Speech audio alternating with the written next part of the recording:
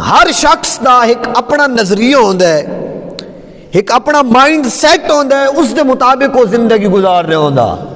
اللہ اکبر۔ ایک حدیث مبارک دے وچ آندا ہے، حضرت ابو ہریرہ رضی اللہ تعالی عنہ آپ اس حدیث پاک نو روایت کر دیں۔ جامع ترمذی کے اندر یہ روایت موجود ہے۔ حضور نے ارشاد فرمایا بھئی جس وقت جنت وچ جانے دا فیصلہ ہو سی، لوکاں نو جنت دی طرف لے جایا ویسی جس وقت، تو اس وقت جیڑے لوگ نمازی ہو سن، توجہ ہے، جیڑے لوگ نمازی ہو سن انہاں نو جنت دے ایک نماز والے دروازے تو آواز دیتی ویسی، ایک خاص دروازہ ہو سی کہ او دروازہ جس دے وچوں نمازی گزر کے جنت وچ ویسن، نمازیاں نو اس دروازے تو آواز دیتی ویسی کہ اے فلاں شخص تو بڑے نمازی آئی، آ اس دروازے تو جنتی داخل ہو جا، اے فلاں شخص تیں بڑیاں نمازاں پڑھیاں، اللہ دی بارگاہ دے وچ تیں بڑے سجدے کیتے، آ تو اس نماز والے دروازے تو جنتی داخل ہو جا۔ حضور نے ارشاد فرمایا کہ نماز والا دروازہ ہو سی، جیڑے جیڑے نمازی ہو سن اس دروازے تو انہاں نو آواز دیتی ویسی کہ آؤ جنت دی طرف آؤ۔ حضور نے ارشاد فرمایا ایک دروازہ جہاد والا دروازہ ہو سی، کیڑا جی؟ جہاد والا۔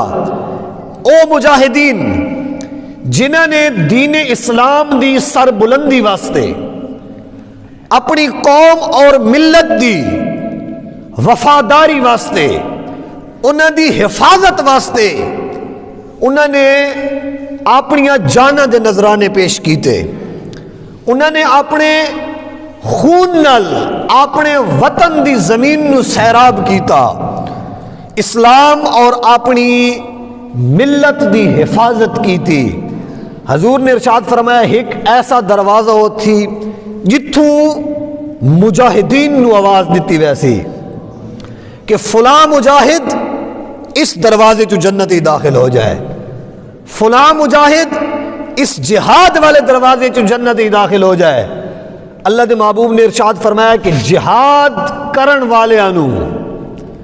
جہاد والے دروازے تو آواز دیتی ویسی، اور ایک دروازہ ایسا ہو سی جس دے وچوں صدقہ و خیرات کرن والا نو آواز دیتی ویسی۔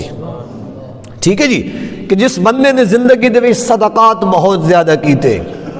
جس بندے نے اپنے رشتہ داراں دے وچ غریب ناتواں مسکین غریباں دا خیال رکھا، جس بندے نے اپنی برادری دے وچ، اپنے علاقے دے وچ، اپنی قوم اور اپنی جناب والا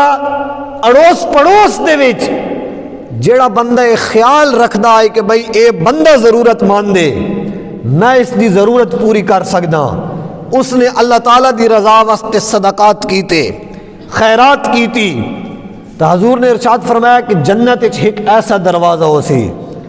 جیڑا خاص دروازہ ہو سی جتھوں انہاں لوگاں نو بلایا ویسی جنہاں صدقے بہت زیادہ کیتے ہو سن، جنہاں خیرات بہت زیادہ دیتی ہو سی، اس دروازے چوں صدقے اور خیرات والن بلایا ویسی۔ ارشاد فرمایا کہ ایک ایسا دروازہ ہو سی جتھوں روزے داراں نو بلایا ویسی۔ توجہ ہے؟ اللہ اکبر۔ وہ زمین کوئی نیکی چھوٹی نہیں، ہر نیکی دا اللہ تعالیٰ دے نزدیک ایک بڑا مقام ہے، اگرچہ وہ نیکی بندہ اخلاص نل کرے، اللہ تعالیٰ دی رضا واسطے کرے۔ حضور نے ارشاد فرمایا کہ ایک دروازہ ہو سی جتھوں روزے داراں نو بلایا ویسی کہ اس دروازے چوں روزے دار داخل ہو ونجن۔ میں جس طرح تمہارے سامنے عرض کی تھی کہ نمازیاں دا دروازہ وکھرا ہو سی، روزے داراں دا دروازہ وکھرا ہو سی، جہاد کرن والیاں دا دروازہ وکھرا ہو سی، صدقات دین والیاں دا دروازہ الگ ہو سی، ہر دروازے چوں اس دے مطابق نیکی کرن والن بلایا ویسی۔